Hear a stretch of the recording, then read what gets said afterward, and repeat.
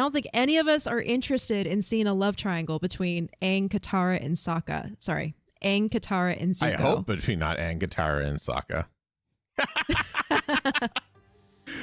I mean, you're going to cut that out. Yeah, fair.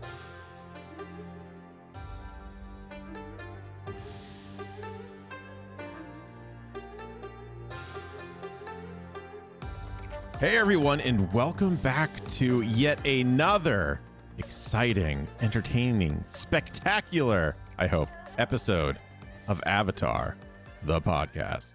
I'm going to be co-hosting this episode with Acorn Bandit. Everyone expects us to be co-hosting together, Greg. Well, maybe one. No, it's always going to be. It's always going to be that. And of course, you know me. I am Booster Greg. This episode, we are going to be talking about episode 17, the Northern Air Temple, or as we like to call it, Steampunk. That's right. Now, we have a whole bunch of, I don't want to call it housekeeping because I feel like I'm blatantly ripping off PB and Rob when I call it housekeeping, but we have housekeeping that we want to do, that we want to go through.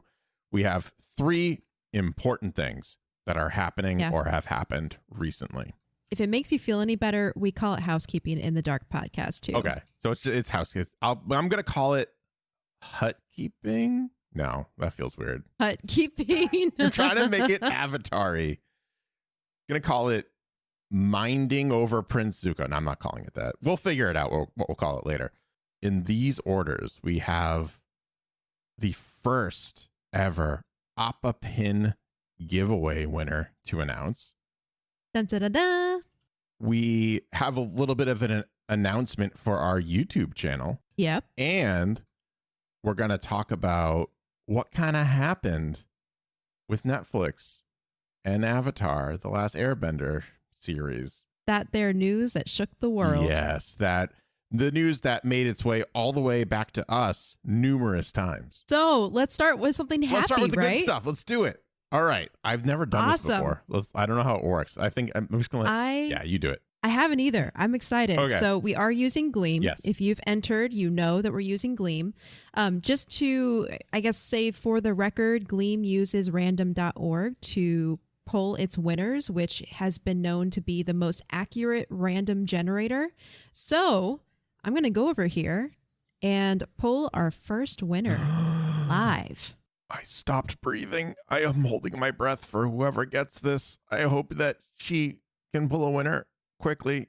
Okay, here we go. Right. Drum roll, please. Yes. Chelsea. Look at Chelsea that. H is our first winner. Chelsea, congratulations. And if I don't want to make any assumptions, but I remember very distinctly that a Chelsea H sent over an Aang mail to us. So if this is the same Chelsea H, thank you for not only entering the contest, but also for emailing us. That's amazing. That's so cool. Thank you. I need to read Chelsea's answer to the question that we asked to enter, which is, who out of the Avatar cast would be the best cook and why? Chelsea said, I would have to say Uncle Iroh. He can make amazing tea, so just imagine all the delicious finger foods to go with the tea. Oh, I was thinking Iroh as well. Totally fair. Yes. Yeah. I mean, he's wise enough. I don't know what wisdom has to do with being able to cook, but I feel like there's a correlation. I feel like using a lot of analogies means that you could probably create food substitutes or ingredient substitutes really quickly. Yeah, I feel like that would be a translatable talent. Yeah, I don't know. Or I would actually really secretly love if Zhao was like really good at baking, like little like that. Oh God, that's accepted right now. That is in my headcanon forever and always. Zhao is secretly like an incredible baker. He's just so angry all the time, except when he's making cupcakes with little like pink frosting and cherry on top and all that. If anyone listening to our podcast is an artist and you want to illustrate please feel free and then tag us on Twitter at Podcast Avatar or email it to us, avatarthepodcast@gmail.com. Please. I have to see that. Yes. Again, Chelsea, congratulations. Yes, we'll be emailing you to let you know that you won. And this goes for anyone who wins an Appa pin. We do need an address to ship that to you, but we'll take care of the postage and all of that. So we'll be in touch soon, Chelsea. Yeah. Congratulations. Yes. All right. Next up, we have a little bit of news. And I feel like we might have said this before in a previous episode, but I'm going to reiterate it just in case I'm crazy, which, side note, I probably am crazy and this has nothing to do with it. But we received so much positive feedback and so many pieces of Aang mail, so many people tweeting at us, so many 5-star reviews over on Apple Podcasts that we realized a good chunk of the episode was just kind of reading everyone's mail to us. And because everyone made such good points. Yes. It's like, you got to talk about it. And while Acorn and I were editing the episodes, we kind of realized that we weren't giving these answers the amount of time that we really want to give it. We were kind of like always looking at the clock and being like, well, we don't want this to go too long for this episode, even though I'm sure a lot of people would just kind of listen for a very long time. We try to keep these episodes to just about over an hour, just to kind of make things a little easier and a little better for everyone. So what we came up with is kind of mini episodes that we will be releasing on not only your podcast platform of choice, but also on our YouTube page. Yeah. You finally get to see us in the flesh through your computer screen. Which means I actually have to look presentable an extra day a week. Yeah, same. But we kind of need it. I don't know about you, but I'm in like house clothes 24/7. Yeah, so same. It gives me an excuse to like look presentable. Yeah, the same. And yes, I call what I look presentable. Okay, move on. Anyways, so we just recorded the first episode last week. So that should be going up pretty shortly. If you are not already following us on YouTube, I would highly recommend it because you'll get this content. And maybe, I'm not going to promise this, but maybe quicker than if it was released as a mini episode. Potentially. So there's a nice incentive right there, I think. Acorn's like, what are you talking about? Potentially. We're excited, though. I'm very excited. It's going to give us a better platform to really discuss the thoughts and ideas that you all have brought to us. There's a couple emails in particular that I think pushed us in this direction. Some really long, beautifully thought out emails and even tweets that we want to dive into. And so we don't want any limitations. We want to be able to explore as much as we want. And hopefully that'll help us not only provide more content for all of you listeners, but then also we can get caught dive deeper into, we can get caught up and also dive deeper into each topic. Yes. So continue to email us at, I keep on looking at the camera directly now because I'm practicing for YouTube. So I'm practicing already for everyone. You can email us still, avatarthepodcast@gmail.com. You can tweet at us still, @podcastavatar. And you can absolutely, please continue to leave 5-star reviews over on Apple Podcasts with a written review. And I just saw a couple days ago, a whole bunch came flooding in. I was going to say, you all do not understand how much that tickles Greg. Oh, you don't even know. He messages me all the time. He's like, we got another one. I know how many we have right now in my brain. It's a number that is stored in there until it changes and then it refreshes. It's just so exciting and it's so great. And everyone's been so wonderful about not only enjoying our show, but letting us know that. And we want to provide more content for you. Yep. So there we go. Wonderful. Yes. Actually, speaking of feedback, I'm going to throw this in here. Wish I Might is someone who has tweeted to us before, and we just recorded our response to their tweet, but they tweeted us again recently asking us to go through the Netflix fiasco. Yes. In their words. Yes. Which it is pretty much a fiasco. So they asked us to share our opinions, and so we're going to do that today. But I just want to say thank you, Wish I Might, for tweeting at us. We are absolutely going to dive in. Oh, wait. Oh. I want to say thank you to Nancy 3000 as well. Yes, Nancy. I want it. So Nancy has not only written into us, but a couple other people did this as well. She found the Geek Generation Discord and has been the geekgeneration.com and has been a very active user.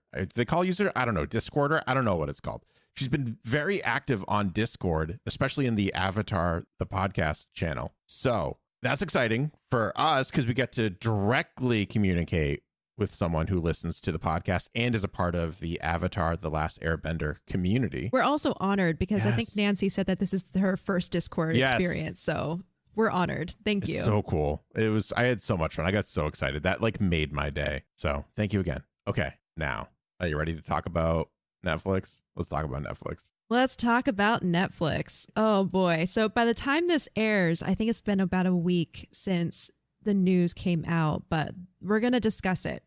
So as we all probably know by now, Bryan Konietzko and Michael Dante DiMartinez have pulled out of the live action Netflix project, which is probably the worst news the fan base could receive right now because we've all been looking forward to this so much, majorly in part to how the movie did not live up to our expectations. So just hearing that Bryan and Mike were part of the Netflix project for the live action remake, it made us hopeful that we were actually going to get a great Avatar project out of it. So we're all kind of left wondering what's going to happen now. Yeah. I mean, no one really has any idea because we haven't seen much come out of this project in any sort of advertising, not too much social media going on. It's just been kind of like all right, these guys are attached to this project that created it, breathed life to it, soaked in blood, sweat, and tears into this amazing series that we're covering. And now it's just like all of a sudden they're like, yeah, we're not associated with that anymore. Yeah, I think it makes it worse that we haven't seen anything, even casting. So we have no idea what to expect. Yeah. All we have to go off of is Bryan's and Mike's statements from last week. So just to give a little quick recap, in Bryan's statement, he did say that this was not a simple matter of them not getting their way because they're both very collaborative people. They went into this knowing it was going to be a team project. But even with all of those expectations and the promises that Netflix gave them, they felt like the spirit and integrity of Avatar just was not lived up to. With that being said, he does note there's a lot of wonderfully talented people who are still working on the series, some of which Mike and Bryan himself personally hired. So there's a good chance a good show will come out of this. It's just not going to be the show that Bryan and Mike expected. And to be fair, I'm gonna play devil's advocate on this side. Please do. Be upfront, and I'm going to tell everyone that this super bums me out, and that's putting it very, very, very mildly. This is just disappointing. There's no other way to put it.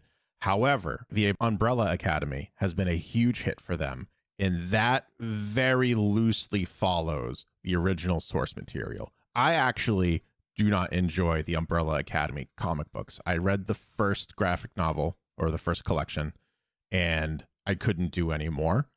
But I love the series, especially season 1.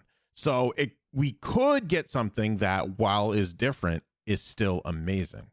We could. Yes. We could. We don't know yet. We haven't seen anything. Yeah, and that's a great point. That is the devil's advocate position I have heard as well, that there's oftentimes many adaptations that require the creator or the writer to not be as directly involved in order for it to turn out well. Another example that I saw online was The Great Gatsby. That movie was incredible, and it was very much a modern reinterpretation of the story that still stayed true to the original source material in its themes and I guess like meaning. Yeah. So who knows? Something good may come out of this, but I have personally seen a lot of people concerned about even just the simple things like relationships, representation. You know, I don't think any of us are interested in seeing a love triangle between Aang, Katara, and Zuko. I mean, I think the Zatara shippers would want to see more of that in there. I think they would want to see Katara and Zuko shipped, but I don't think either camp is interested in love triangles. Those are so like early 2000s. We're over them. That's very fair. Avatar is beyond that. If I were to take a guess as to what it is, I think it's the casting. I would think. Because they've been working on this for 2 years. So they have to be at least at the point where they're approaching actors and looking at casting decisions, I assume. So I think that might be it. I don't know. I don't have any basis for that assumption. I'm just kind of going off my gut on that one. Yeah, that's what I'm wondering too. I think that's where all of our brains are going. Is it's either the casting, it's the characterization, it's the way that they're handling the world. I mean, if we're looking at the sins that have been committed against Avatar in the past, Shyamalan kind of checkboxed everything from twisting the cultures to the pronunciation of people's names to the ethnic representation of the characters. So I feel like it could be any one of those things, if not more. But I think I'm going to throw my hat into it's probably something along the lines of the world or the characters. You think so? Yeah, I think so. Just because the way Brian said, they went into it feeling like their ideas were going to be in line, or the production was going to be in line with the spirit and integrity of Avatar. And they would have embraced whatever ideas were put on the table as long as it was in line with their vision for the world and its characters. And the fact that they left, and having said that, makes me think it's something that's just non-negotiable, which could be based on those things that make the world so real and tangible. It's like when you twist one of those things, then you are creating a completely new story that isn't Avatar anymore. I wonder if they cut the episode order. Oh, to like retell the series of events? Like they literally made it less episodes that they're ordering. I wonder if they're like, oh yeah, we're ordering 20 episodes or whatever for season 1 or whatever they're doing. And they go, actually, our data indicates that viewers actually enjoy less episodes per season. So I'm wondering if that causes them to make cuts somewhere where they're not comfortable. I can see that being the reason if that translated into smushing together story elements too much so that it makes the story unrecognizable. Right. Or cuts out what appear to be minor characters. Like Cabbage Merchant, for example. A minor character, yes. A beloved character, absolutely. Would it be Avatar without him? No. And he's only been in a couple episodes so far. So things like that, right? Or maybe like scrapping Momo, who honestly, I love Momo, does very little to progress the plot, but is still a staple in Avatar: The Last Airbender. So I'm wondering if Netflix is having that like fast tracking, streamlined approach to the story where you can't do that. Everything is in its place for a reason, except the Great Divide. Except for the Great Divide. What if they wanted what if they were like, what if okay, we'll say this and then I think we can move on. What if Brian and Michael were like, we're just not going to do the Great Divide, and Netflix was like, no, you need to have the cornerstone of the entire live action series. That episode is why we ordered this in the first place. And they just couldn't come to terms with it. Yeah. Oh God, that'd be so funny. Yeah, I think it's something along the lines of what you were just describing, Greg, because the way that Brian said fans of the original series might enjoy this and new audiences will probably enjoy this. Yeah. It's just not going to be what we went in to create. Makes me think it's going to be either a watered down version of Avatar or like a complete spin-off adaptation where it takes core elements, but then everything else is different. I'd be more okay with the latter than the former, because in my brain, everyone knows I'm a big comic book fan, my brain is now trained to realize that a movie is not a direct adaptation of the comic book source material, but rather an alternate universe in which those characters live and breathe and are different. So yeah, I think I would be happier with this is like Earth 2 Avatar: The Last Airbender, if I can like justify that, versus we're just watering everything down. It's going to be super streamlined, and then there you go. Yeah, I agree. Yeah. I would rather an adaptation than watering down, because there's just some things that you just can't get rid of. It's like the spirit of Avatar. Once you twist or contort or erase that spirit, it's not Avatar anymore. It's something different. Right. And I think that might be one of the reasons why they left. Yeah, and all the side characters like Jet, all that. Maybe they're getting rid of them. I don't know. Yeah. Okay. And now, let's jump right into episode 17, The Northern Air Temple. This episode was written by Elizabeth Welsh Ehas and directed by Dave Filoni. Dave Filoni! My best friend, I wish, Dave Filoni. So, travelers, the next time you think you hear a strange large bird talking, take a closer look. It might not be a giant parrot, but a flying man. a member of a secret group of airwalkers who laugh at gravity and laugh at those bound to Earth by it. We rejoin Team Avatar, sitting around a campfire, listening to a storyteller recounting tales of the airbenders that have long been extinct for, let's just say, 100 years. Katara excitedly asks Aang if the stories were accurate. Did the airbenders actually laugh in the face of gravity? Aang confirms that he laughs at gravity all the time and even takes a moment to chuckle at the thought of the archaic, silly afterthought that we now know as gravity. The storyteller circles around the crowd, asking for a few copper pieces for the entertainment. But when he reaches Sokka, all he can pull out of his pockets are a few crumbs and some bugs. Sokka apologizes to the storyteller, who calls the group cheapskates under his breath as he sulks away. Aang walks over to the storyteller and compliments his stories, while the man offers some of the coin pieces to an older gentleman sitting in front of him. "Tell it to the cap, boy," the storyteller says, shaking the coin-filled hat in front of the Avatar. When a coin falls out of the hat, Momo comes over and puts the coin back in its proper place as the storyteller turns around. Now, really quickly, the storyteller is Clyde Kusatsu again. I'm sure I'm butchering his name, and I'm so sorry. He played Pasang from The Storm and also was the calm man in this fortune teller. Oh, so cool. This is his third time coming back for a different voice. 3 different characters in the series. Awesome. I love it. Okay. The storyteller thinks that this is an unearned piece of coin and thanks the little bat thing for the donation and pats Momo on the head. I relate to that comment, little bat thing, because everyone knows that I've just been saying, like a spider wolf thing.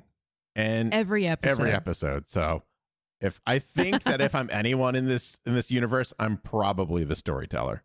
Anyways, Aang tells the storyteller that it means a lot to hear about old airbender stories and that it must have been 100 years ago when his great-grandfather met them. "What are you prattling on about, child?" the storyteller interrupts Aang and tells him that his great-grandfather just saw them last week. Aang is shocked and the group takes off to the Northern Air Temple. Great-grandpappy. I love that guy. He's like, yeah. That was, if anyone's wondering, that was the older man that he was offering some coin to, which I thought told a lot about the character of the storyteller, how he makes this money and then he offers some to his great-grandfather. Aww. Whether it's a kickback or not, I don't know, but it is a sweet sentiment. And he offers, it's a handful. It's not like a couple pieces. Right. Flying high above a mountain range, the gang approaches the Northern Air Temple. Aang remembers that this place is where the Air Bison Polo Championships used to take place and watches the skyline, excited about the thought of not only returning to the temple, but the possibility that there might be more air nomads still alive. Katara asks Sokka if he thinks they'll really find any airbenders at the temple.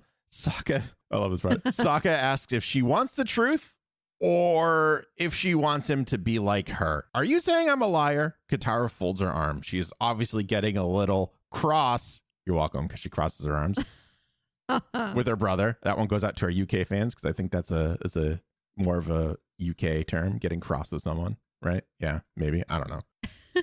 "I'm saying you're an optimist. Same thing, basically," Sokka replies. I laughed out loud at this. I did too. And then the next moment, I realized I am Katara. I would be that person. Do you really think we're going to see airbenders? It's like, sure. Whatever makes you happy, I guess. Now, here's the question. Yeah. Do you relate to Sokka in that moment? Yes, I feel like I do that all the time. I feel like people ask me things. I don't want to toot my own horn, but I get a lot of opinions asked of me, not about Avatar, but just about things in general, collaboration and stuff like that. And they go, "There's my idea." And they go, "Do you think it's any good?" And I go, "Do you want me to say it's really good, or would you like a fair criticism of what I think?" And then they go, "Oh, okay."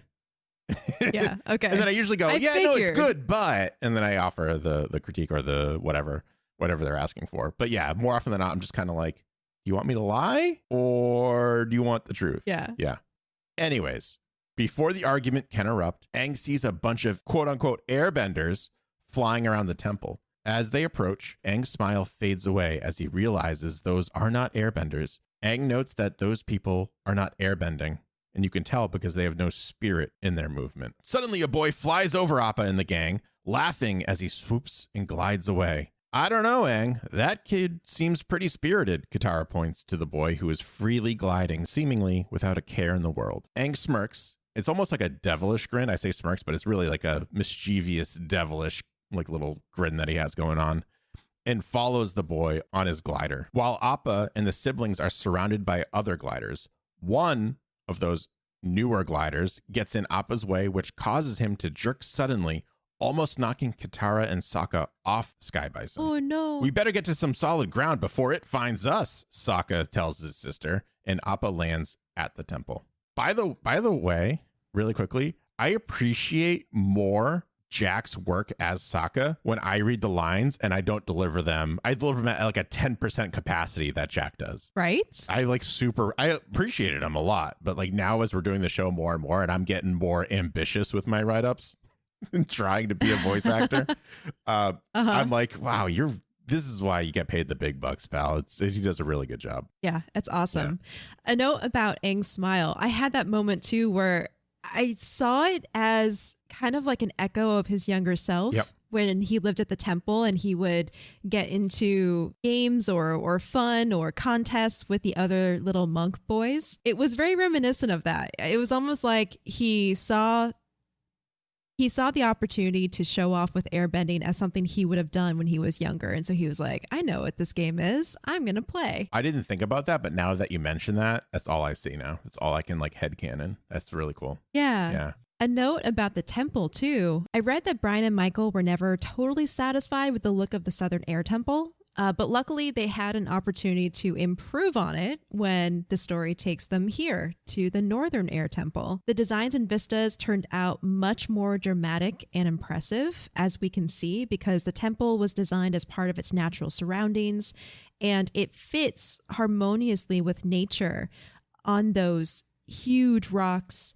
And it's almost like, it looks like it was carved out of that mountain, right? Actually, a fun fact about this episode too, I was going to save it towards the end, but I think it fits in right here, right now. Some cable TV providers, like my favorite, Comcast, sorry, I had to add that in, accidentally labeled this episode as the Southern Air Temple instead of the Northern Air Temple when it was released. So that's just kind of funny. Anyways, back in the air, we have a glide off with Aang and the boy in the glider, who the crowd of children below are calling Tio. Tio compliments Aang's gliding abilities, and Aang responds by showing off some wall running skills that flow right into his signature air scooter technique, and then manages to get back on his glider all in one smooth motion.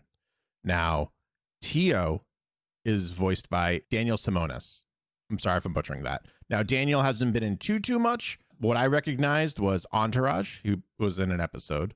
Okay. He was a character in Final Fantasy 13. Ooh. He also was a recurring character in Wizards of Waverly Place. Oh my gosh. I'm too old for that, but I know of it as Dean Malone / Dean Moriarty. Okay. I saw some of the Wizards of Waverly Place, but I don't think I know the characters that well. That moment when they're starting their glide off, I got like offended when that little kid's like, show that ball kid how it's done. It's like, do you know who you are addressing, little boy? Excuse me. Yeah. No, I kind of like I love Aang, but I kind of like when he gets knocked down a couple pegs, because Aang right now isn't the most humble. And we saw that a couple episodes back. Yeah. He's like this mixture, right? Yes. He's ultimately humble, but he, because of his age, lets his ego get in the way a lot. Right. And it makes sense. He's still a child. He's learning all of this stuff. So he's not going to be the selfless superhero avatar monk that we want him to be yet, but he will get there. Yeah. Wow. I don't think I can do that, Tio responds. But here's a good one. On the seat of the glider, a cork is released from a small ball bearing, and smoke is released into the sky. Tio loops and swoops and dips and tips, drawing a caricature of an annoyed-looking Aang in the sky. And the resemblance, I think, is uncanny. Oh, it is uncanny. he makes that exact face in the next scene cut. Aang gracefully lands at the air temple, and Teo comes in hot and does that like cool guy skid landing without flinching. And he does like the goggles up, and he's just like like the font. Well, I don't know if anyone knows what the fonts, but the fonts, that kind of thing. A group of children surround him and take off the wings of the chair, revealing that Teo has been in a wheelchair this entire time, and the glider is an attachment to his chair. Yeah, super ingenuitive. Now, I don't think they were trying to hide that he was in a wheelchair, but they also don't do any crazy close-ups of any of the other gliders. So I feel like that was meant to be some sort of reveal, but it also didn't feel as impactful to me as it could have been. Yeah, it doesn't. And I really appreciate that, because the only attention anyone pays to Teo's handicap is when Sokka compliments his chair and he's impressed that it's a glider chair. And so I like that he's a great pilot, not because he's a paraplegic or in spite of it. He just is. And that's such a cool element of inclusion that's written into the story. Yes. And also, like, kudos to putting in someone who's in a wheelchair into the show. That's already a diverse cast. Like, I don't think there would have been too many people that would have been like, well, it doesn't have this group or that group. They're just like, no, just throw everyone in. As many groups as we can throw in, just put them in our show, please. Yeah. Which I super appreciate. I so respect that. Yeah. Teo wheels himself over to the gang and is in awe that Aang is a real airbender. And now that he thinks about it, hey, he must be the Avatar. Sokka admires the craftsmanship of the glider chair, and Teo tells Sokka that his father designed it and has many other amazing inventions at the temple. Yeah. A couple things I want to talk about here, not just the gliders themselves, but kind of Aang's reaction, because he goes into this defensive and wanting to show up this non-airbender wannabe guy in a glider, and he's like really competitive. And then they touch down and Teo is like, oh, you are an airbender, you're the Avatar. And he has this genuine appreciation and enthusiasm for recognizing Aang, and Aang's reaction is he smiles and scratches his head and says thanks. I feel like in a lot of ways Aang just wanted to be seen, and he's going to this old place that he sees as his culturally, and there's these people inhabiting it, so he gets defensive and like, I gotta prove myself almost. But then when he's recognized for who he really is, it goes such a long way with him. Oh yeah, for sure. Well, again, there's that little bit of ego there too, just a little bit, just a tinge of it, which is understandable because I mean, historically it's like, who are these people? Why are they here? Right. Yeah. So like, just putting myself in his shoes, if I were frozen for 100 years and I were to walk up to my house and I had some sort of impactful thing that happened with my house, and people are just trying to be me or trying to do what I do, and I'm just like, like, what are you doing? This is my jam. This is me. And they go, oh, you're the great Gregatar. No, I'm not saying that. That's weird. Yeah, no, that's a good analogy. It's very much like a identity crisis almost. Yeah.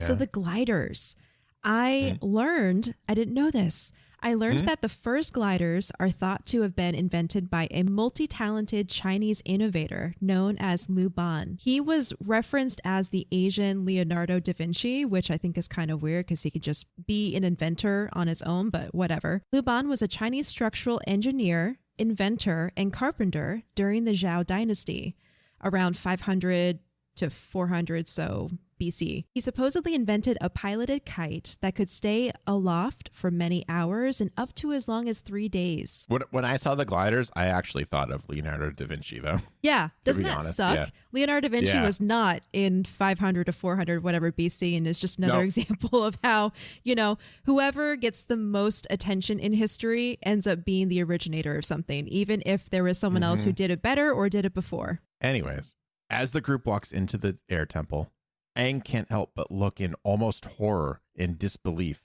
as pipes line the hallway walls and pierce through murals and pieces of art and history and relics. The pipes continue into a chamber and seem to surround statues and monuments of the northern air nomads, as steam is occasionally released from different valves at random intervals. Yeah, my dad is the mastermind behind this whole place. Everything's powered by hot air. It even pumps hot air currents outside to give us a little lift while we're gliding, Teo tells the group. This is unbelievable, Aang says, looking heartbroken and lost. Yeah, it's great, isn't it? Teo says in agreement. No, just unbelievable, Aang says under his breath as he walks away. That exchange was just like so heartbreaking. And I really like the writing in that particular, just the play on hearing the words that someone is saying, but not hearing the connotation or the emotion. Or the inflection. Or the inflection, thank you, behind it. Yeah. Katara approaches Teo and tells him that Aang used to come here a long time ago and that he's shocked that everything is so different here. But Sokka doesn't seem to mind because the improvements are just amazing in his opinion, and he just can't help but like he's practically drooling. Oh my gosh, I know. That's such great characterization in that moment. Yeah. Aang's reaction is, this is unbelievable, and not in a good way. Katara's reaction is, this is different. And then Sokka's like, this is better. Yeah, I love it. The gradient is so good. Yeah. Katara then approaches Aang, checking in on her friend. This is supposed to be the history of my people, Aang tells her, as we get a closer look at a mural that has been desecrated by pipes and technology. Aang and Katara walk up to an air bison fountain and notice that the water is completely green and slimy. When Aang looks directly at the statue itself, smoke is released from its mouth and startles the young airbender. I'm sure parts of the temple are still the same. Katara puts her hand on Aang's shoulder, trying to comfort the Avatar. Aang, Sokka, Katara, and Teo walk across a bridge and enter a courtyard. The circular area has been untouched by the pipes and hot air. When Aang sees a statue of an air nomad meditating, he notes that it's nice to see something that remains untouched. As soon as he finishes that thought, a man yells, "Look out!" as the head of the statue comes flying off, sending rubble and debris everywhere. When the dust clears, we see several men standing where the statue was. What the doodle? Don't you... I'm going to have so much fun with this. What the doodle? Don't you know enough to stay away from construction sites? We have to make room for the bathhouse. A slender man with wild hair and a monocle approaches the gang, shaking his finger at them. Aang becomes enraged. This man just destroyed a sacred statue for a lousy bathhouse? Aang unleashes an air blast that knocks the wrecking ball and its machine off of the temple. Aang goes on to tell the man that he can't treat this temple this way, and how he remembers what it was like when monks lived here and how it's supposed to be. The man is confused because Aang just said this was 100 years ago, and Aang is 12 years old. So he's just kind of looking. I'm like, what? He's like, you're 12. And then Teo walks up and goes to his father and tells him that Aang is the Avatar, as Aang angrily demands answers from this adult. And he's going to be called the Mechanist. I tried looking for a name for this guy. He doesn't have a name. Yeah. He's always referred to as the Mechanist. And he's only in this episode as far as I can tell. Now, quick side note. The Mechanist is voiced by Rene... Oh, I'm going to mess his name up again. And I've already talked about him. Aubergenois. I'm going to add a little French on that. I'm pretty sure I made that joke in The Great Divide. Yes, you did. When we found out that he was the Ganjin leader. And now you can go back to hear what he was in. But our friend and founder of the Geek Generation Network, the Rob Logan, did message me and was like, I know where your nerd blind spot is. And I was like, oh, yeah, where? And he was like, Star Trek. And I was like, oh, yeah. So Renee also played a character named Odo in Star Trek Deep Space Nine. Yeah, that's so funny to me because when I think of you two, you are obviously the Star Wars guy and Rob is definitely the Star Trek guy. We just did a recording yesterday and we made a joke that Rob is the anti-Greg and I am the anti-Rob, and it's so true. It's so and it's true. funny because the beginning of our friendship was like, hey, we have similar thoughts on themes. We should do like some stuff together. And we're like, yeah. And now as we get deeper, it's like, oh no, we agree on DC comics. And that's pretty much about it. Yep. It's so good. It's really funny. Anyways, so Teo's dad tells Aang that a long time ago, his people became refugees after a terrible flood. The flood not only claimed the life of Teo's mother, but also badly injured the infant.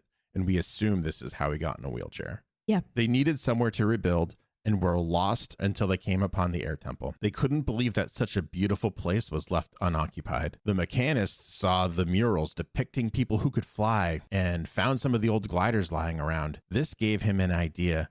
He could build a new life for his son here. Everyone could fly so that his son would not feel different for being in a wheelchair. Yeah. The man, like the feels in this. The feels. Both sides. Yeah. And even like as Teo's dad was telling the story, you even see Sokka and Katara in the background, just like crying a little bit. Yeah, like wiping their eyes. Yes. I feel for the mechanist because he's neither good nor bad. He just is. Yep.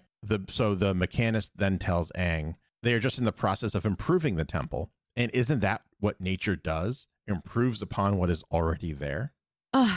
So if we can pause for a second and talk about this. Yes. It is painful to watch the courtyard get destroyed, to see all of these changes to the temple. And it's because we've been seeing this show through Aang's eyes. So the desecration of the temple is painful for us to watch because we've been introduced to the deep emotional pain that Aang has around losing his home and people in the first place. And so to us, it comes across as so disturbingly disrespectful. But then let's hop over to the other side, because Teo's village was destroyed in a flood when he was still a baby. His mother died in the natural disaster. He supposedly became a paraplegic and lost the use of his body from the waist down. And his father and the surviving villagers set out to find a new home. And so when they stumbled across this northern air temple, it was deserted. And at that time, it had been deserted for almost a century. So almost 100 years, it's just empty, sitting there. So there was no one coming for it. And the ancient air nomad culture and its relics were probably just nothing more than history to them that was surrounding them. And so they took inspiration from it and created this new life because the temple provided that safety and protection for them. And over time, they modified it based on their lifestyle and their purposes and everything. So we can really see when Aang gets angry that Teo's father destroyed something sacred for a measly bathhouse. The mechanist replies with, well, people were starting to stink. It's this difference between veneration for a long lost culture versus modern practicality, because it's these two completely different sets of people. And so I love how this is a case of good versus good. It's morally complex because no one's really right or wrong. There is no black or white. Both sides have a point. Yeah. There's another little thing that, as you were talking, just kind of dawned on me. Yeah. Every place that Aang has been to, if he had been there before, has remained untouched so far, or has changed minimally. So that would make it even more jarring for him. Right. Because he's assuming that this place is going to be like every other place that he's been to, which has been pretty much, maybe new people in there, but Kyoshi has been completely the same. Omashu was also exactly, his friend was even still there. Yeah. So you can't help but like kind of also not just feel for Aang in the regards of his culture, but also this has been his experience so far. Everything's kind of the same. Sure, the Fire Nation's taken over and ruining everything, but that's about it. Like the big stuff is still there. Yeah. And that's a good point. When he sees this is a big wrecking ball, so to speak, into that theory that he's been kind of like telling himself, I'm sure. Yeah. So Aang's been yelling at the mechanist, and he kind of stops him when the mechanist brings up the fact that nature just improves upon what's already there. Aang looks at him and says, yeah, at least nature knows when to stop. What I found interesting is the man doesn't apologize for his improvements, even though Aang feels like he should, and acknowledges that he got carried away, and looks at the 3 candles that are burning over to his right, I believe, and notes that it's almost dark and they still have work to be done. Sokka approaches the candles because he's super curious with the mechanist and asks how he can tell time with these things. The mechanist tells Sokka to watch the candles carefully, and the candles pop 4 times. Sokka realizes that there's spark powder in the candles, and 4 flashes, the mechanist tells him, means it's exactly 4 hours past midday. Or, as he likes to call it, 4-0 candle. Who needs sundials when you have candles? Right? That was I laughed too hard at that. I was Yeah. like, this isn't that Of course funny. you This is did. a bad joke. Teo's dad tells Sokka if he likes the invention, then he will love his finger-safe knife sharpening, which only took 3 tries to get it right. And he says this as he puts up his hand, that's like a wooden hand, and he takes off the 3 wooden fingers that are a part of that hand and throws them at Sokka. I'm so disappointed in him. How did he not fix that after 1 finger? Well, so here's what you do. 1 finger, chops it off. You think you got it after the second one, but you really have it at the 3rd one. Okay. That's what you really have it. True. Also, get a carrot or something. Yeah, literally anything else. Although I wonder, because he still wants to chop carrots. But then it got through bone. I don't know. I'm not going to try to get into this inside this guy's brain. That's a dangerous situation. Teo asks Aang and Katara to follow him because there's something he would probably like to see. On the way, Teo tells Aang that while the temple itself has gone through a lot of changes, the animals that live there have not, and are most likely direct descendants of the original animals that used to live there 100 years ago. And for this, they bring up a hermit crab as an example, and Aang's kind of holding it and petting it, and it does bring him some sort of, not joy, but ease, I would say. Yeah, some comfort. This seems, literally my next sentence, this seems to bring Aang some comfort as the group approaches their destination. Teo brings Aang and Katara to a hallway that has been untouched by any of his father's quote-unquote progress. And at the end of the hallway is a door that has yet to be opened at the temple. The door is identical to the one that we saw at the Southern Air Temple, and Teo notes that only an airbender can open it. And only a master airbender at that. Teo notes that since nobody can open the door, whatever is in there remains untouched, and how he's always wondered what lies behind that door.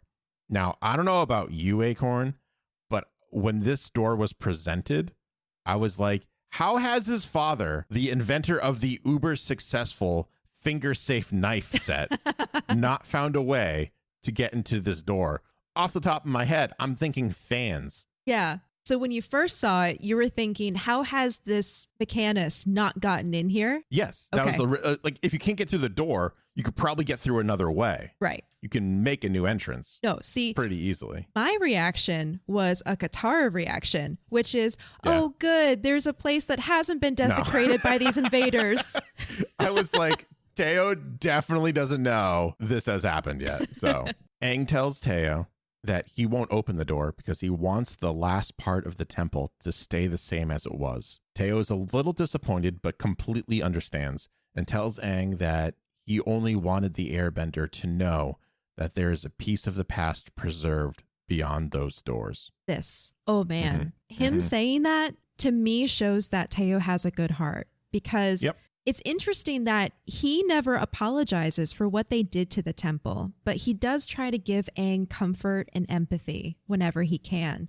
So I feel like that's just another nod to the fact that neither side is right in the situation.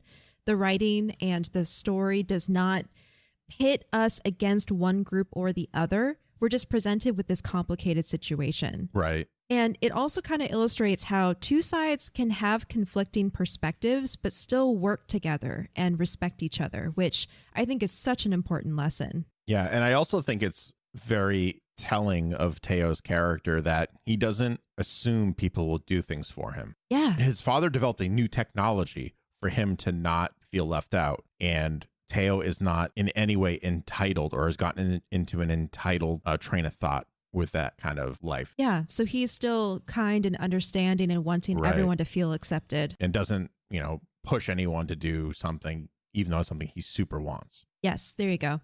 Meanwhile, we're back with Sokka and the mechanist, and they walk into the depths of the air temple. They're just two peas in a pod. They're so much alike. I love it. Sokka notes that their lanterns are garbage and opens it up to reveal that there are fireflies and there are not actual fire. The mechanist tells Sokka that the fireflies are a great non-flammable light source. When they approach a door that has an airtight seal, the mechanist kind of adjusts the seal and tries to repair it a little bit and tells Sokka to hold his breath and cover his nose. It's one of those old-fashioned dungeon doors, and it has one of those like eye slits that you can go back and forth, right? Yeah. So the mechanist opens up the eye slit in the door, and Sokka asks what's so special about an empty room. The mechanist tells Sokka that the room is actually filled with natural gas. When he first came down here, he had a torch lighting his way, which nearly blew himself and the whole temple sky high. Oh, no. Yeah. Teo's dad then continues to tell Sokka that he thought his eyebrows would never grow back. And they zoom in on his eyebrows, and they're super patchy and definitely have not fully grown back. Or, I submit to you, maybe they have, and his eyebrows were patchy from a different thing. Oh gosh, so they're just traumatized into a certain growth pattern now. The mechanist tells Sokka about his largest problem From time to time, they have gas leaks and they're nearly impossible to find. So this place is an explosion waiting to happen, Sokka replies. Yes, until I figure out how to locate something I can't see, hear, smell, or touch. The mechanist's dilemma is now fully revealed, and he needs Sokka's help. He doesn't explicitly ask for Sokka's help, but I think he knows enough that Sokka is like him enough that if you present a problem, yes, he's going to want to fix it. And we literally had that happen earlier today, too, where it was like, can we do a thing? And I was like, I don't know. Let's find out, and waste like 15 minutes trying to figure something out. Yes, that's exactly what he did. He presented the problem and just left it there. Meanwhile, Katara stands at the edge of the air temple, looking down at the sky below her. Katara is nervous about taking a glider out into the sky. Teo tries to assure her that everything will be okay, and that there's something inside each person that is lighter than air that just kind of takes over. Aang adds that what Teo is talking about is called spirit. Even though not being entirely ready, Katara takes off to the skies, and terror turns into excitement as she is now flying side by side with Aang and Teo. I love that. How she's like screams and then it goes, yeah. It's like, I would absolutely do that. Aang warns Katara to make sure she keeps her mouth closed so she doesn't accidentally swallow any bugs, while Momo does his best Pac-Man impression and partakes in the all-you-can-eat bug buffet. That's exactly what he does. After a brief exchange with Katara, Aang realizes that while Teo is not an airbender, he definitely has the spirit of one. Aang lands next to his new friend to let him know that he's reconsidered his position on the locked door and agrees to open it for him. Teo is excited while Katara tries to figure out how to land the glider and accidentally swallows a bunch of bugs while she's yelling for guidance. Such a great moment. Oh my gosh. The delivery of those lines too were perfect from Mae Whitman. As usual. Where she's like, how do I let that was a bug. And she's like trying to tell him she swallowed a bug while swallowing more bugs because her mouth is still open. I have something to say about that moment. How easy could it have been for Aang to see the desecration of the temple and not forgive Teo or his father? Because we all do that. It's so hard to forgive people when we feel like we're slighted personally. But Aang does. He doesn't let the actions of the past prevent him from recognizing who Teo is as a person and finding common ground in the spirit that they share. So again, a great lesson to not let people's actions blind you to the possibility of the future, whether it's making alliances, having empathy for people, or recognizing people for who they really are. I would actually, I know we've kind of lost track of this over the past couple episodes, but I would put this down as a things are not as they appear to be episode. Yes, it's consistent. It's incredible. Yeah. I was not expecting that when we first talked about it in the King of Amashu episode, but ever since we had that lesson like put in our face, it has been consistent throughout every episode. So, Katara's swallowing bugs, Teo and Aang are becoming friends, and we rejoin Sokka and the mechanist back in his workshop of sorts. The mechanist is drawing on a large piece of paper while Sokka accidentally drops various things, including several scrolls, some pieces of paper, a hard-boiled egg, and a model of a hot air balloon. Mentally bookmark this moment, everyone. The mechanist is drawing on a big piece of paper in his workshop. That is all. The mechanist rushes over to help Sokka pick up everything that was dropped and assures him that no harm was done. The model was from an old experiment, and the egg was from last week's lunch. Sokka takes a whiff and comments how terrible the smell of a week-old egg is. And all of a sudden, the two realize that the egg needs to be found quickly. I love how they're just like, oh no. Yeah. Back at the sealed temple door, Teo cannot believe he's about to finally see what's behind the locked door. Aang uses his air bending to unlock the door, and we cut back to the workshop, where Sokka comments how he can't believe something so small can cause such a stink. The mechanist and Sokka talk at each other, with each other, and come to the same conclusion. If they get a bunch of rotten eggs and throw it in the cellar where the gas resides, then whenever they smell rotten eggs, they will know there's a leak and they can follow the smell and patch it up.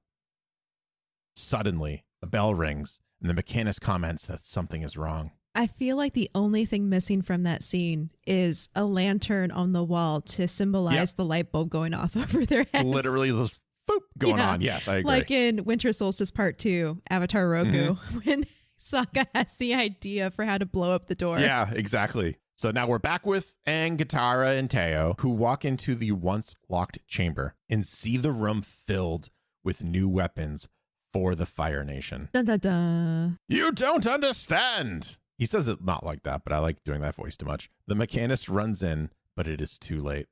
Teo angrily tells his father to explain himself, and the mechanist hesitates at first, but then recounts how the Fire Nation army found them after only living at the temple for a year. Instead of allowing the temple to be destroyed and burnt to the ground, the mechanist offered his services so that they might be left alone. Teo is ashamed of his father and cannot look at him any longer as the mechanist returns to his workshop. Ugh.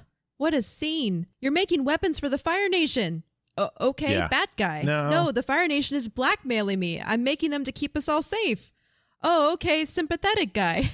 It's like, how do we feel about this? I felt justified in my suspicion that that door was never opened. Yes, I'll tell you I'm that sure much. You did. I was like, I knew it. That jerk, but not a jerk, but kind of. I know. So the thing about the mechanist that I want to talk about just a little bit right now is we touched upon it. He's not a negative human being. He doesn't mean to cause anyone harm, but he does through his actions, and he doesn't think things through. He's a little absent-minded. Yeah. So he's so focused on the problem at hand that he can't see the larger picture. He's very short-sighted in that regard. Yeah, I have a term for that I came across in researching for this. Innocently insensitive. Interesting. But very much. He's trying to make the best decisions he can, but sometimes it's just they're not thought through. Yeah. It's the same thing with the bathhouse, right? It's like he has this relic, this chamber that, he has a need, and this chamber can fulfill that need, but it's Jurassic Park. He was too busy thinking about whether he could. He never stopped to think if he should. There you go. That's great. Yeah. And at the same time, though, to his credit, I think he does have his heart in the right place ultimately, because when Teo says, how can I be proud of you when your inventions are made for murder? His immediate reaction is not being defensive or trying to justify his actions. No, instead, what does he say? I need some time to think. Yeah.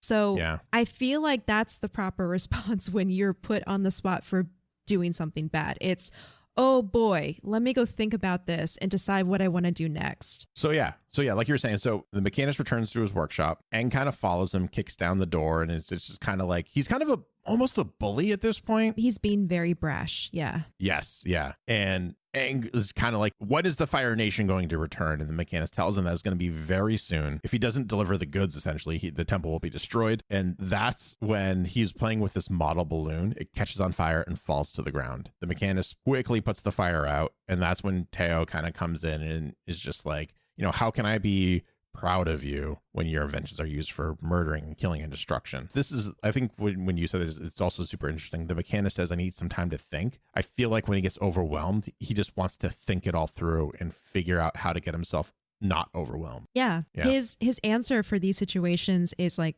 critical thinking rather than defensiveness or emotion or whatever. The mechanist tells the boys to leave quickly, but Teo refuses, because an alarm goes off in the back. It's the same alarm that happened when the door opened to that chamber. The mechanist pleads for them to hide at least. They do so. A trap door opens up, and Chin, an overseer of the Fire Nation's military technology, rises from below. You know better than to keep me waiting. Give me what you owe us, so we can be on our way. Chin scorns as the mechanist looks down. Well, is there a problem? The mechanist says no and leads Chin to the door. But before they can leave the workshop, Aang jumps into action and air bends the door shut behind him. The deal's off! Aang glares at Chin while doing his superhero landing pose. He does. Chin threatens to burn the temple to the ground if he leaves empty-handed. Aang essentially air slaps Chin, tells him to make like a banana and leave.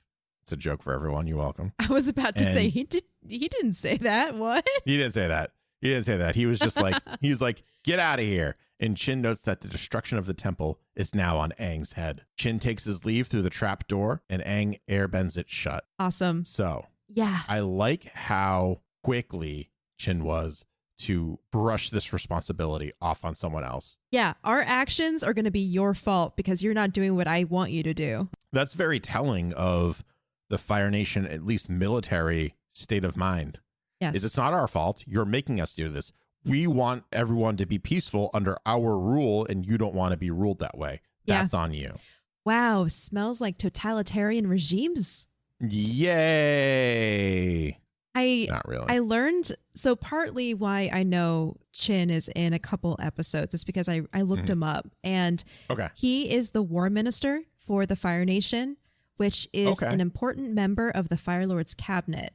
And that person's duties includes overseeing the creation and acquisition of any new technology for the Fire Nation military. So that's why he showed up and he's like, all right, show me the goods. Where's my tech? Yeah, makes sense. Absolutely. Moments later, Team Avatar and Teo try to strategize about how they can take on the impending Fire Nation invasion. They will be hopelessly outnumbered. Aang points to the sky and tells them that they have the power of the sky at their disposal, and that is their advantage. The Fire Nation has no control over the sky. They are bound by the laws of gravity. Gravity. And here's my second part to that joke. What a downer. Oh my God. Yeah, I got it in. Okay. The mechanist shows up and tells the gang he wants to help, and the team welcomes him into the fold with open arms. And I love how they are not holding a grudge against him and they understand where he's coming from. Yeah, that was something I wrote down too, cool. Because again, how easy would it have been to be like, hell no, get lost. You're a terrible person. You're canceled. Go rot in a hole. But no, instead, just like with Teo, Aang recognizes that the mechanic's heart is in the right place and he wants to begin making up for helping the Fire Nation.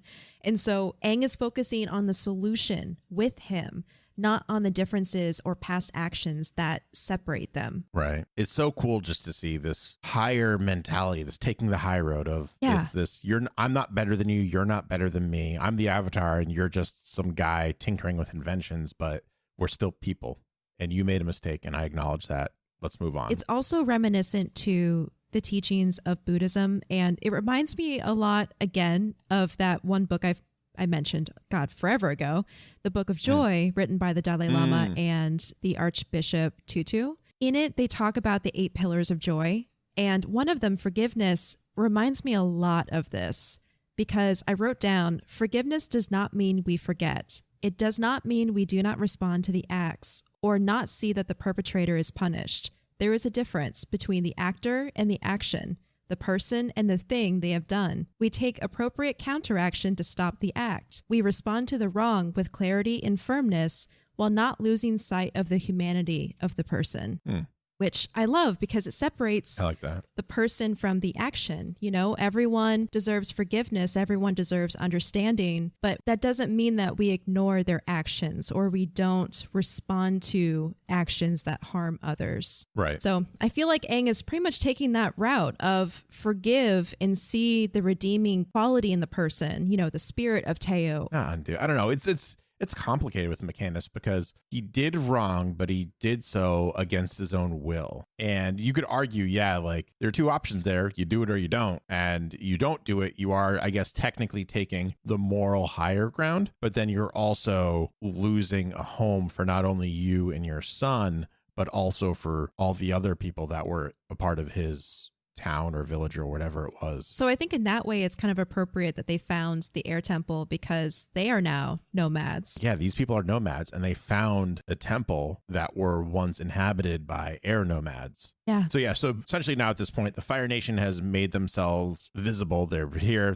We know what's going on. And the mechanist is like, I know I messed up. I want to help you fight them. So now we're back at the workshop and the mechanist informs the group that his war balloon, quote unquote, is now working thanks to Sokka, because that boy is a genius. And they do that whole, no, you are for a little bit. And then Katara and Aang kind of look at each other and just kind of like annoyed and like glancing between each other and Sokka. It's so cute.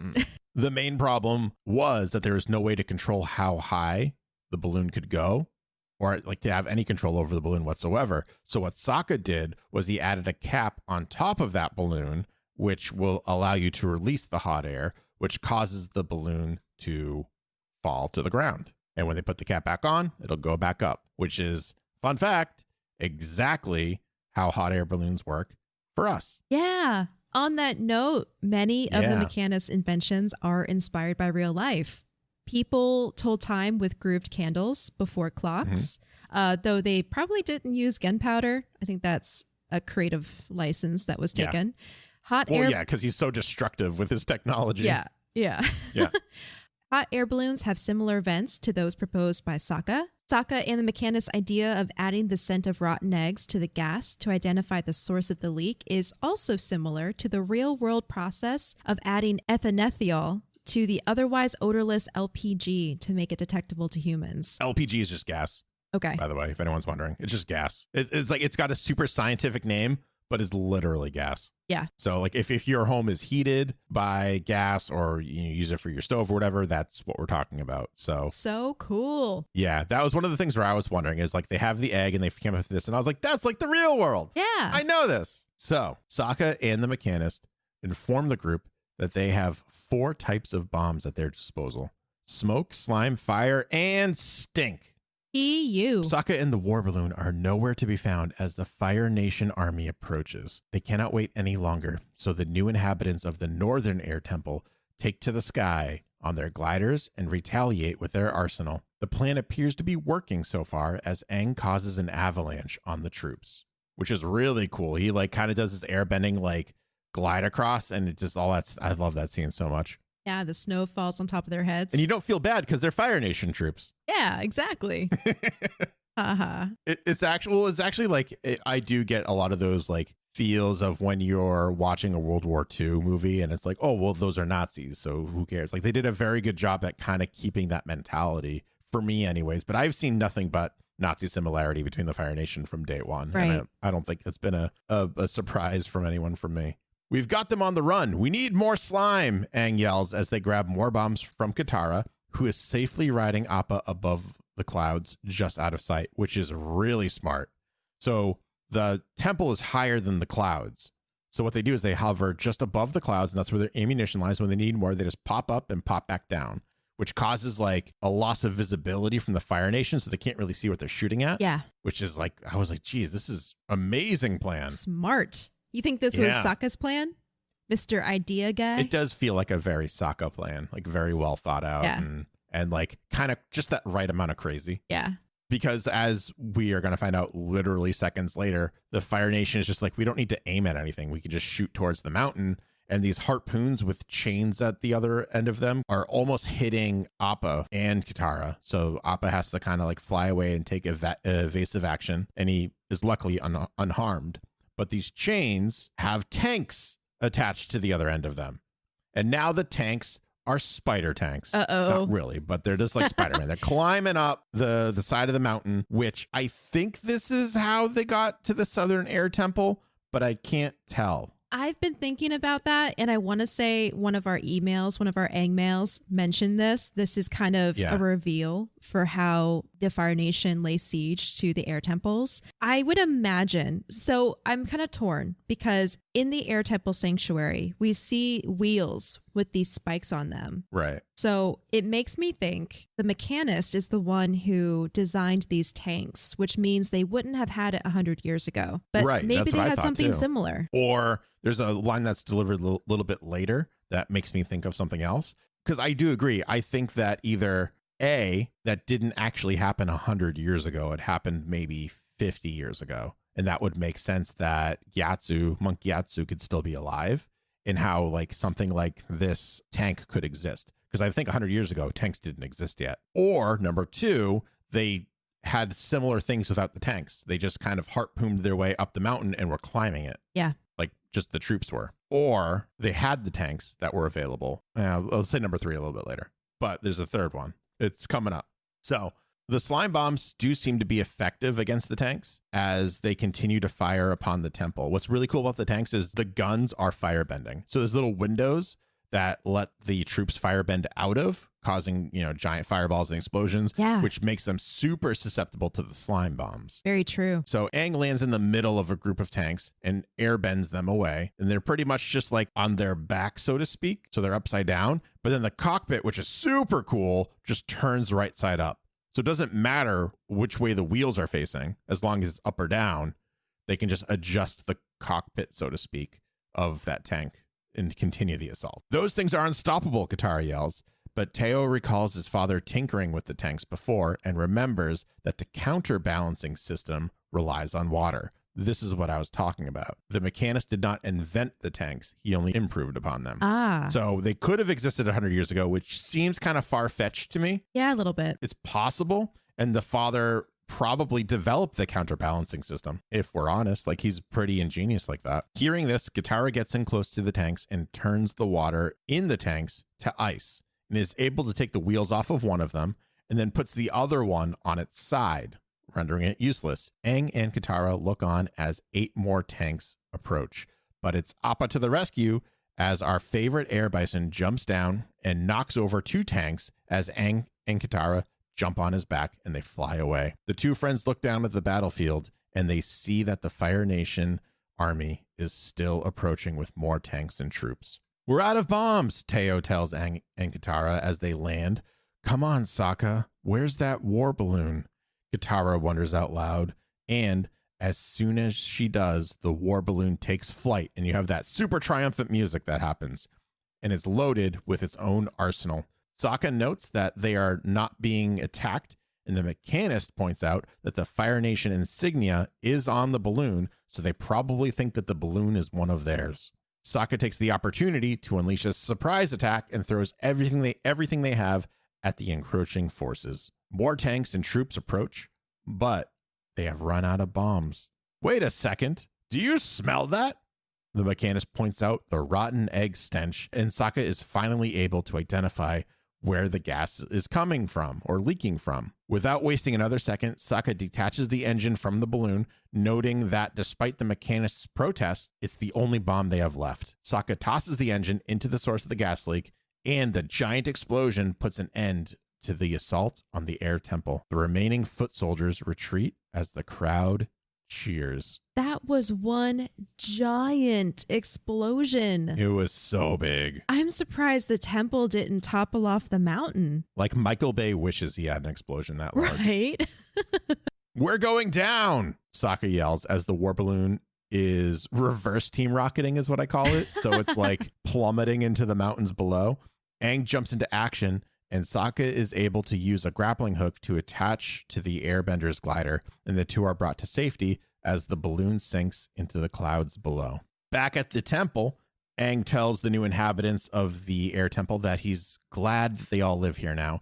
He realizes that they're like the hermit crab, and while they may not have been born here, they found the empty shell and have made it their home. Sokka notes how Aang was right about the power of air, and as long as they've got the skies, they will have the Fire Nation on the run. And then thanks to Captain Jinxface over there, because as soon as he says that, Chin, the Fire Nation overseer of war and technology, aka the war minister, finds the war balloon.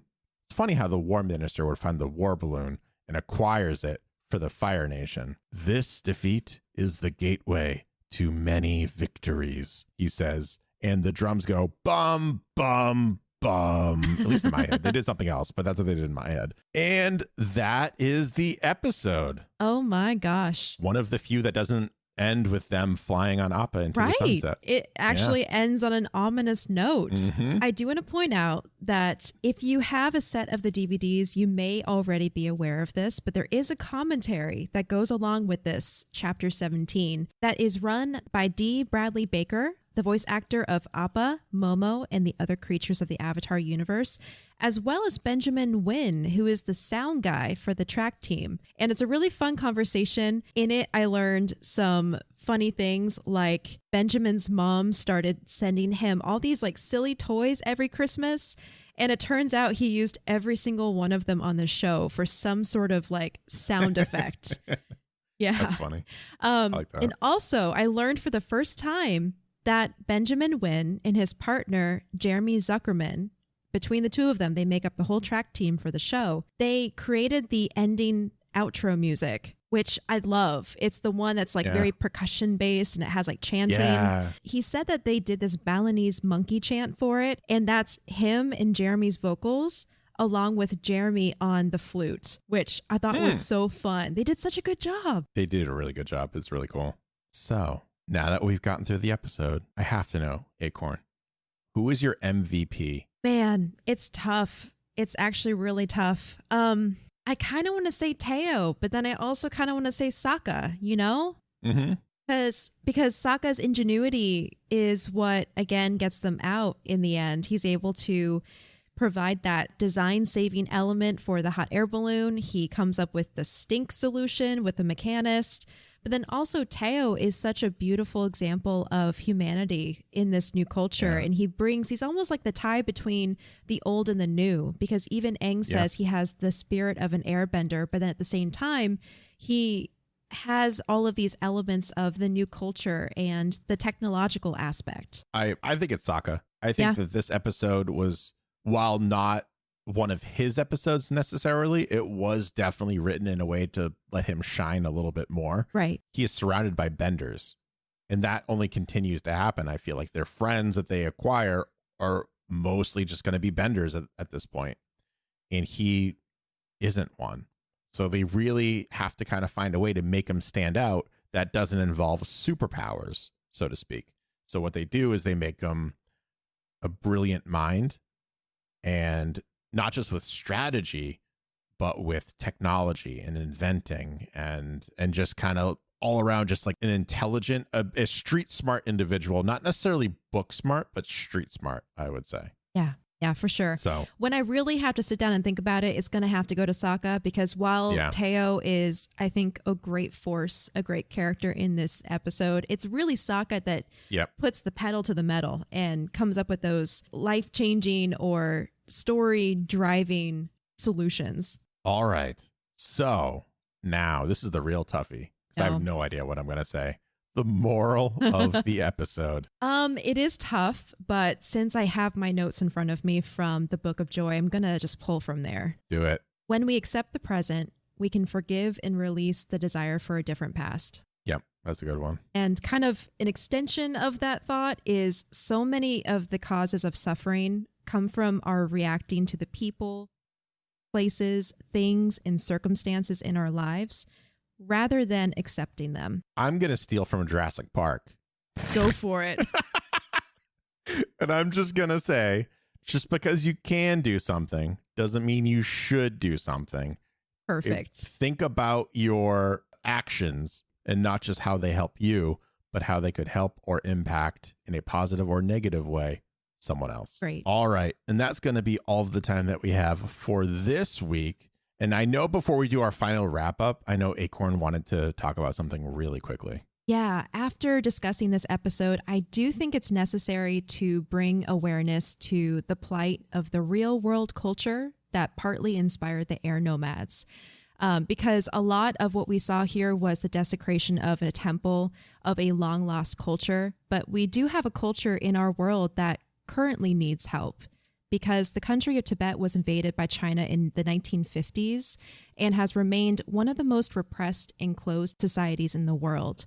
Countless Tibetans have fled their country seeking basic fundamental freedoms, including Tibet's leader, His Holiness the Dalai Lama. And so the Tibet Fund is dedicated to supporting and strengthening Tibetan communities, both in exile and inside Tibet. The fund's mission is to preserve the distinct cultural and national identity of the Tibetan people, and 100% of the donations go to supporting education initiatives, healthcare, and other systemic solutions in the community. I can personally speak to how easy it is to donate. It literally took me a minute through PayPal. There are other ways to support on the website as well, including volunteer opportunities and sponsoring. So please consider giving some of your time and love to the culture that wasn't wiped out by the Fire Nation and needs our help today. So again, that's tibetfund.org. And with that final thought, our final thought, we're going to wrap up this episode and discussion We want to go ahead and just really, again, thank everyone who's been writing in, leaving 5-star written reviews, who's been tweeting at us, who's been finding us through the Geek Generation's Discord over at Avatar the Podcast channel and all that good stuff. And again, just because we're not going to be reading these, at least as of right now, on the main episodes, we are putting out that additional new content for everyone. So please keep on writing in, keep on telling us what you think. We really love reading it, and it literally makes our day whenever you do any of these things. It really does. And if you need a reminder, just again, I'll throw this out there because I've been saying it a million times an episode. I'm going to continue to say it a million times an episode because it appears to be working. You can tweet at us at Podcast Avatar. You can email us directly, avatarthepodcast@gmail.com. You can find us over at thegeekgeneration.com. That's where the Discord is going to be. And you can always join me over at twitch.tv/Booster Greg if you're caught up on all the episodes and want to talk about Avatar, comic books, video games, whatever, on Monday and Friday evenings at 8 p.m. Eastern Standard Time. And you can find me over on Twitter at Acorn Bandit or joysons.com. You all know the drill by now with the giveaway. Head on over to @Podcast Avatar for that tweet where you can enter if you haven't already. But that's pretty much it. Thank you so much, everyone, for your feedback, your thoughts, and your entries. We will catch you next time.